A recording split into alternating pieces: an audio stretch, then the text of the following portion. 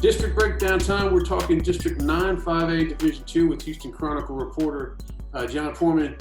Jon, let's talk about this district. Obviously, the name Fort Bend Marshall sticks out, but what else do you see in this district?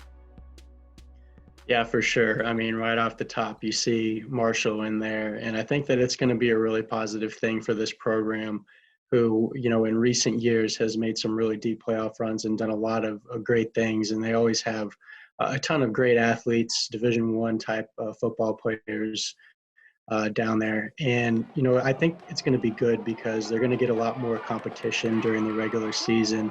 You saw it last year, losing to Barbers Hill in the first round. That was the first competitive game they were in really all season.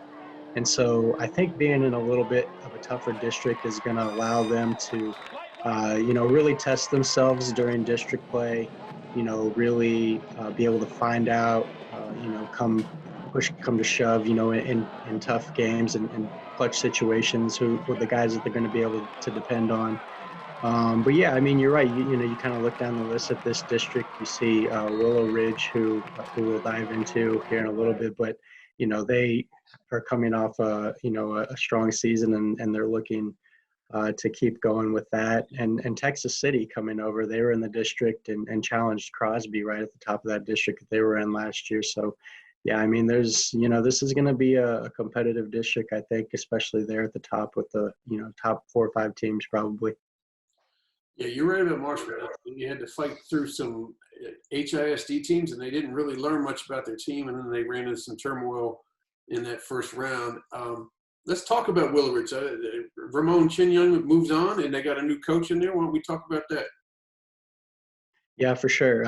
Off to the Denver Broncos now. It's a great opportunity for him. But then they bring in an alumni, Kendron Pinson Sr., who was an assistant at Fort Bend Hightower, and all the success, of course, that they've had there in recent years. And he comes over to be the head coach at his alma mater. What a great opportunity! And with that being said, that also means that his son, Kendron Pinson Jr., who was the starter for Hightower last year, has shown a lot of promise in his early varsity years. He's going to be the starting quarterback over there for Willow Ridge, and they've got some other athletes too. So he's not alone there. But I think that they are in good position in this district. I think that they'll be one of the teams that punches their ticket to the playoffs. I just love the father-son duo. It's a cool story, especially with dad having gone to that school, and now his son kind of gets to follow in those footsteps. Yeah, it's a good way for him to make a name for himself. His son he already made a name for himself at Hightower because they got those 2 big wins against Manville, and he was a major part of that. About the rest of the district, we talked about Texas City a little bit. Maybe you want to harp on the Stingarees a little bit more because they're probably going to be looking for one of those top 4 spots as well. And I don't know, maybe Galena Park's probably going to have some struggles, but some of the other area teams, maybe talk about those guys. Yeah, as I mentioned earlier, Texas City, I really like their chances in this district. I would expect for them to be one of the top teams as well. They've got a really good running back. He'll be a junior, and Caleb Bell rushed for over 1,000 yards last year. He's coming back, of course, to kind of lead the charge for that offense. I really like what they've been able to do. That district that they were in last year with Crosby and Barbers Hill and some of those other teams, that was pretty competitive, and I think it's going to be a pretty fair comparison to the district that they're in now. So I would expect them to compete for a playoff spot for sure. And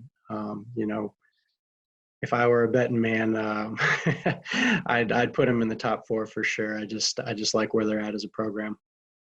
Excellent. All right. Well, next week we're going to talk about 10 5A Division 2, and just like that, we'll be done with 5A because, as we both know, Houston is made up of mostly 6A teams, and that's where we're going to put most of our focus on for the next couple of weeks. But I appreciate you joining us, Jon, and we'll talk to you next week. Yeah, absolutely. These 5A Houston districts are no joke. I mean, we've touched on all of them here now, but I mean, you look across the board, and these are going to be some really competitive races, I think. Absolutely. All right. Thanks, Jon.